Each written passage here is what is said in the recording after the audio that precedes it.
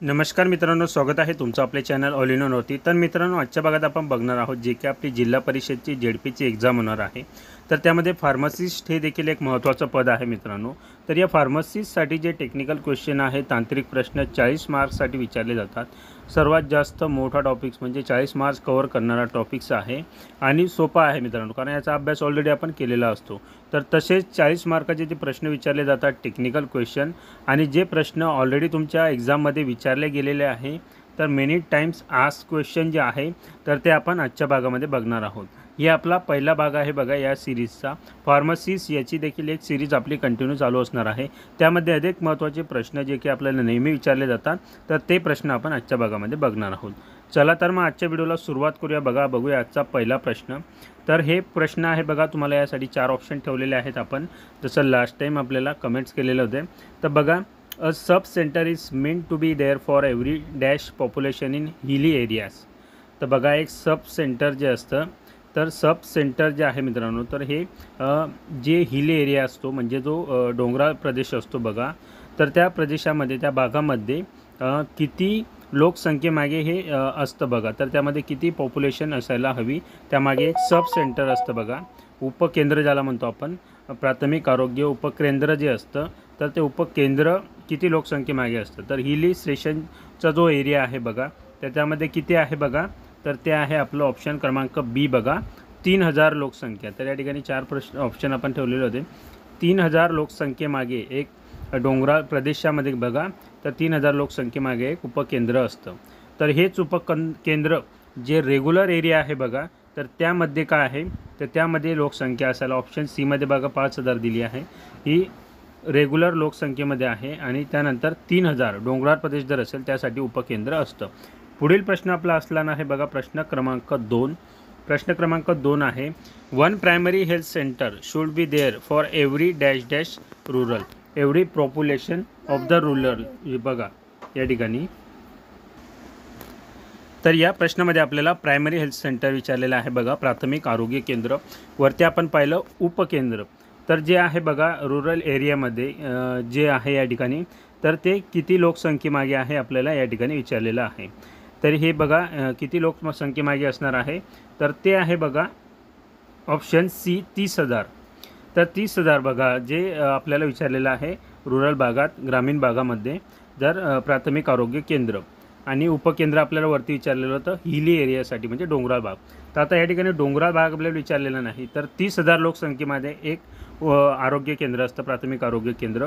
तेच जर आपल्याला हिली एरिया विचारले असता म्हणजे डोंगराळ प्रदेश जर आपल्याला विचारलेला असता, तर ऑप्शन बी आपलं बरोबर असतं। तर त्या ठिकाणी 20,000 लोकसंख्या असते आणि नॉर्मलला 30,000 लोकसंख्येमागे एक प्राथमिक आरोग्य केंद्र असतं। पुढील प्रश्न आहे बघा आपला प्रश्न क्रमांक 3, द फादर ऑफ मेडिसिन्स। तर फादर ऑफ मेडिसिन हा प्रश्न देखील वारंवार विचारला जातो बघा मित्रांनो, IMP क्वेश्चन आहे फादर ऑफ मेडिसिन। तर कोण आहे, तर अगदी सोपा प्रश्न आहे, ऑप्शन ए बघा, Hippocrates. Hippocrates is a father of medicines, त्यांना फादर ऑफ मेडिसिन म्हटलं जातं बघा। त्यांच्या बऱ्याचशा पुस्तकं आहेत, 70पेक्षा जास्त पुस्तकं त्यांच्या आहेत, त्यामध्ये त्यांनी सायंटिफिकली डिस्क्राईब केलेले आहे बघा। बरेचसे डिसीज आहे किंवा त्याची ज्या ट्रीटमेंट आहे त्या सायंटिफिकली डिस्क्राईब केलेल्या आहे, म्हणून त्यांना फादर ऑफ मेडिसिन असं म्हटलं जातं। पुढील प्रश्न आहे आपला प्रश्न क्रमांक 4, तर James Lind is related to the disease. James Lind is related to which disease, कोणत्या डिसीजशी रिलेटेड आहे बघा जेम्स लिंड, तर त्या आहे बघा या ठिकाणी 4 ऑप्शन आपल्याला दिलेले आहे ABCD। तर त्यापैकी आहे ऑप्शन बी बघा, स्कर्वी। स्कर्वी जो हा आजार आहे, हा विटॅमिन सीच्या डेफिशियन्सीमुळे होणारा आजार आहे। हा देखील प्रश्न आपल्याला विचारला जातो। तर त्या आजाराशी रिलेटेड जेम्स लिंड हे आहे आणि त्यांनीच लावलेलं आहे बघा, ते लिम वॉटर आहे, ते अतिशय उपयुक्त आहे या डिसीजमध्ये, याचा शोध लागलेला आहे।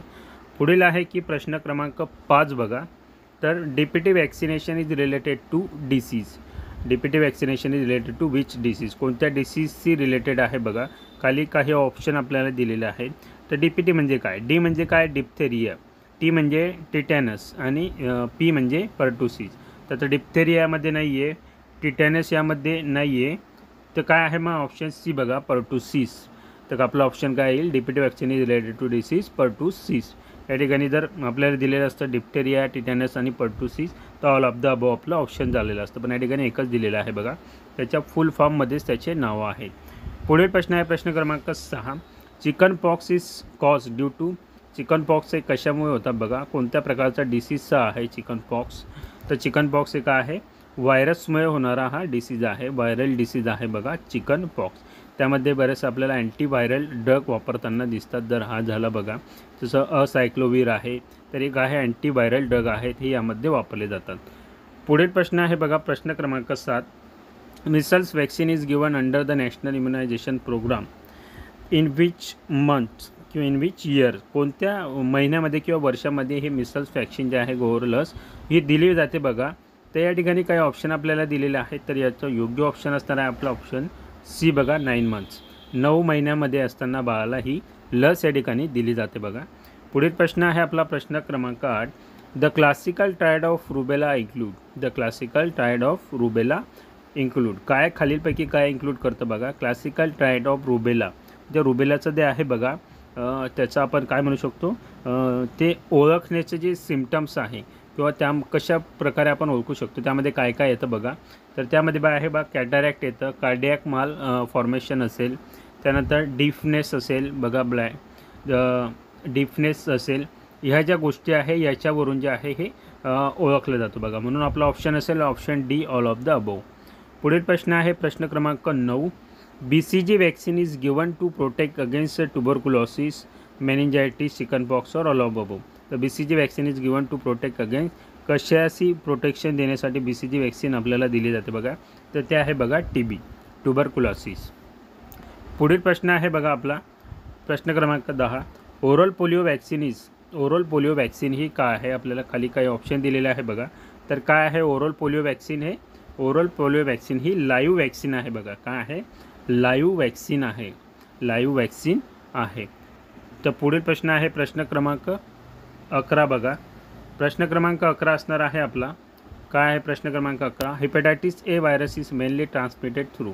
हेपॅटायटिस ए व्हायरस हा कशा थ्रू मेनली ट्रान्समिटेड होत असतो बघा. तर खाली 4 ऑप्शन दिलेले आहेत, त्यापैकी योग्य ऑप्शन आपलं असणार आहे, योग्य ऑप्शन आहे आपलं ऑप्शन ए बघा, faecal route, oral route, faecal oral route through हा ट्रान्समिटेड होत असतो. तर पुढील प्रश्न आहे बघा प्रश्न क्रमांक 12. Rice water stool is seen in. तर राईस वॉटर स्टूल हे कशामध्ये बघायला मिळतं आपल्याला, खालीपैकी कोणता डिसीज आहे बघा. तर काय आहे बघा, तर ते आहे ऑप्शन ए, कॉलेरा. तर कॉलेरा यामध्ये आहे, बऱ्याच वेळा आपल्याला माहीत आहे कॉलेरामध्ये जुलाब देखील होतात. तर हे काय आहे, राईस वॉटर स्टूल हे काय आहे, तर हे स्टूल आपल्याला बघा वॉटरी स्टूल बघायला मिळतं. राईस वॉटर स्टूल जे जसं आपण तांदूळ धुतो बघा, तांदूळ धुतो आणि ते सफेद सफेद पाणी जे आपल्याला दिसतं, तर व्हाईट पाणी जसं दिसतं त्या प्रकारचं जे आहे त्यामध्ये आपल्याला स्टूल बघायला मिळतात. म्हणजे त्यामुळे राईस वॉटरी स्टूल हे आपल्याला कॉलेरामध्ये बघायला मिळतं. प्रश्न 13 बघा. DOTS is related to disease. DOTS is related to which disease बघा. तर डॉट्सचा फुल फॉर्म काय आहे हा देखील बऱ्याच वेळा आपल्याला विचारला जातो. तर directly observe therapy short course. Directly observe therapy GS म्हणजे शॉर्ट कोर्स हे काय आहे, डॉट्सचं फुल रूप आहे बघा. आणि डॉट्स ही थेरपी जी आहे ही कशामध्ये वापरली जाते, ही देखील TBमध्ये वापरली जाते बघा, ट्युबरकुलोसिसमध्ये वापरली जाते. ज्यांना हा डिसीज झालेला आहे, जे पेशंट आहे बघा, त्यांना हॉस्पिटलला बोलवलं जातं किंवा त्यांना घरी डायरेक्ट जे आपले आरोग्यसेवक वगैरे असेल त्यांच्या ऑब्झर्वेशनमध्ये त्यांना ट्रीटमेंट दिली जाते.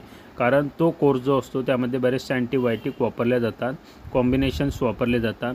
तो डोस जर चुकला, त्याचा जर रेजिस्टन्स झाला तर पुढचा काही उपयोग होत नाही. त्यासाठी त्यांचा एकही डोस चुकवू द्यावा लागत नाही. त्यासाठी त्यांना ऑब्झर्वेशनमध्ये औषधी दिल्या जातात जेणेकरून त्या व्यवस्थित घेतल्या जातील.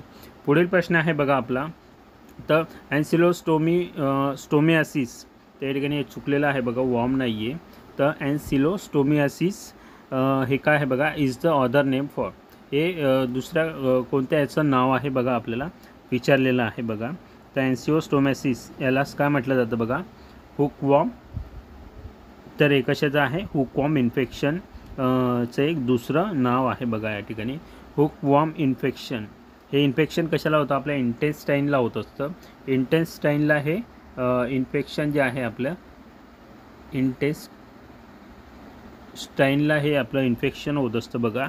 यामुळे अनेमिया देखील क्रिएट होतो. अनेमिया या ठिकाणी आपल्याला बघायला मिळतो बघा। तर या ठिकाणी डिफिशियन्सी ऑफ RBCs किंवा हिमोग्लोबिन डिफिशियन्सी ज्याला आपण म्हणतो अनेमिया, हे आपल्याला बघायला मिळतं। म्हणजे हुकवॉर्म इन्फेक्शन हे इंटेस्टाईनला होतं, त्यामुळे अनेमिया देखील होतो। तर हे कशाचं दुसरं नाव आहे बघा, हुकवॉर्मचं दुसरं नाव आहे। त्यानंतर आहे बघा 15वा प्रश्न, the worm infestation is eliminated from India, which worm infection is eliminated from the India. तर खालीलपैकी कुठलं आहे बघा की ते इंडियामधून एलिमिनेट झालेलं आहे किंवा नाहीसं झालेलं आहे असं आपण म्हणू शकतो बघा। तर खालीलपैकी ते कोणतं आहे ते आहे बघा गुनिया वॉर्म। गुनिया वॉर्म हे काय आहे बघा, हे इंडिया किंवा साऊथ ईस्ट एशियन रिजन आहे, यामधून जे आहे हे इलिमिनेटेड झालेले आहे असं या ठिकाणी डिक्लेअर करण्यात आलेलं आहे बघा। तर या ठिकाणी बघा आजच्या भागामध्ये आपण अतिशय महत्त्वाचे असे 15 प्रश्न पाहिलेले आहेत मित्रांनो, जे फार्मसीच्या एक्झाममध्ये ऑलरेडी विचारलेले आहेत तुमच्या एक्झाममध्ये। तर हे प्रश्न असेच प्रश्न आपण कंटिन्यू बघणार आहोत, ही सिरीज कंटिन्यू चालणार आहे। झेडपीची आपली लवकरच एक्झाम आहे, तर या ठिकाणी आपल्याला 40 मार्कांसाठी खूप सारे प्रश्न घ्यावे लागणार आहे, त्यामधून आपल्याला 40 प्रश्न येतील। पण ही कंटिन्यू सिरीज जर तुम्ही पाहिली तर मी तुम्हाला सांगतो, तुम्हाला कुठलंही जे पुस्तक आहे ते रेफर करण्याची गरज नाही, कारण हेच क्वेश्चन हे रिपीट होत असतात। त्यासाठी मित्रांनो कंटिन्यू व्हिडिओ बघायचे आहे। चॅनलला नवीन असाल तर लगेच सबस्क्राईब करा, म्हणजे येणाऱ्या झेडपीसाठी तुम्हाला नक्की फायदा होईल। कुठलं अपडेट असेल ते देखील तुमच्यापर्यंत पोहोचवलं जाईल। धन्यवाद मित्रांनो।